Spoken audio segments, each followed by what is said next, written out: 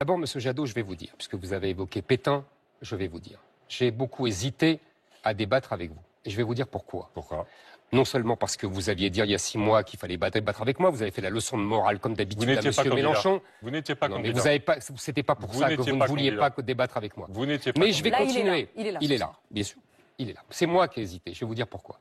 Parce que il y a quelques jours, quelques semaines, vous m'avez traité de juif de service. Oui.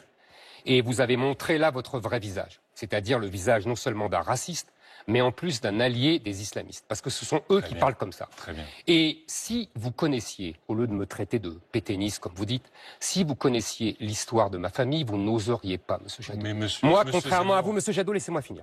Moi, contrairement à vous, ma famille a été dénaturalisée par le maréchal Pétain. Donc c'est pas moi qui allais vous donner les leçons.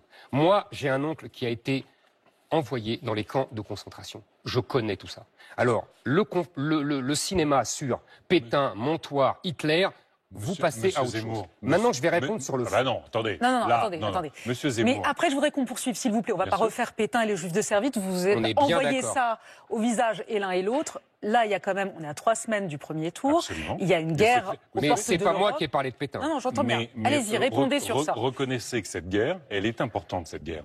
Parce que qu'au j'ai dit le fond, elle contraire? révèle les valeurs, les principes et les vrais enjeux de cette campagne présidentielle, d'accord. selon moi. Tout à fait d'accord. Est-ce qu'on est complaisant avec les dictateurs ou pas? Ou est-ce qu'on leur parle en rapport de force avec l'Union européenne ou pas? Très bien. Mais vous savez, Mais je vais répondre à ça. quand c'est même Marine Le Pen qui dit que vous êtes entouré de nazis, quand c'est, y compris, vous étiez il n'y a pas très longtemps à Moissac, ville des justes, une ville des justes, avec un maire qui faisait des tweets antisémites.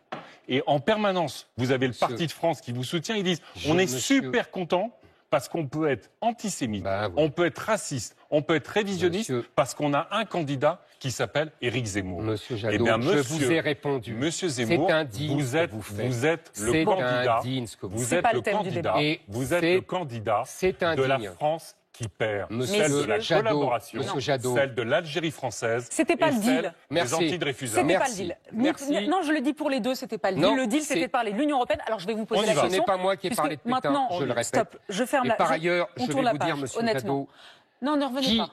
Alors, excusez-moi. Non, vous voulez qu'on avance ou non? Ah non, moi je veux pas avancer quand il m'insulte comme ça. Alors, répondez et ensuite, s'il vous plaît, on avance. Qui tue aujourd'hui des juifs? Aujourd'hui. Est-ce qu'on tue au nom de Hitler ou d'Allah Akbar?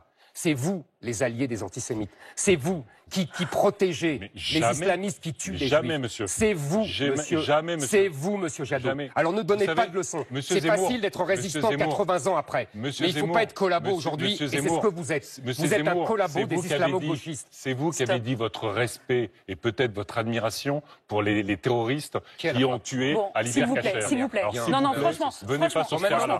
Je vous pose la question. Venez pas sur ce terrain-là. S'il vous plaît. À l'un et à l'autre, franchement, c'est dommage. C'est dommage pour les téléspectateurs qui nous regardent. Je le répète, pardon, de nous resituer sur le contexte. Il y a quand même une guerre au cœur de l'Europe. Je vais parler de l'Europe. Avec une puissance nucléaire. Et je vais parler de la Russie. Donc je vous pose la question. Vous dites, Éric Zemmour, vous dites, le coupable c'est Poutine, mais le responsable c'est l'OTAN. Vous voulez sortir du commandement intégré de l'OTAN. Yannick Jadot, pourquoi, selon vous, c'est une erreur? Non, attendez, non, parce que je voudrais répondre. Il l'a dit de toute façon tout à l'heure. Il a parlé de l'Europe qui était contre. Est-ce que le sujet, l'enjeu, c'était la Russie, le Poutine, les dictateurs, etc. Donc je voudrais. D'accord. Vous dites, il ne faut pas sortir aujourd'hui, il nous faut des alliés, et quitte à être dans l'OTAN, autant être dans le commandement, puisqu'au moins on y a une présence et on participe à la décision. Mais mon sujet, on va y venir. Mon sujet, c'est de construire une politique européenne de défense pour qu'effectivement on s'affranchisse du parapluie américain et que nous pesions en termes de politique étrangère et que nous pesions autour de dans notre voisinage, et au-delà. Éric Zemmour, allez-y. D'abord, première chose, vous nous dites, l'enjeu c'est qu'est-ce qu'on fait face aux dictateurs, les démocraties contre les dictatures. Oui. Moi, je ne pensais pas du tout ça, l'enjeu. D'accord. L'enjeu, il est double. Le premier enjeu, c'est, et pardonnez-moi, vous défendez l'Ukraine pourquoi? Vous défendez l'Ukraine parce que sa souveraineté nationale a été méconnue, agressée, ses frontières n'ont pas été respectées. On est d'accord là-dessus?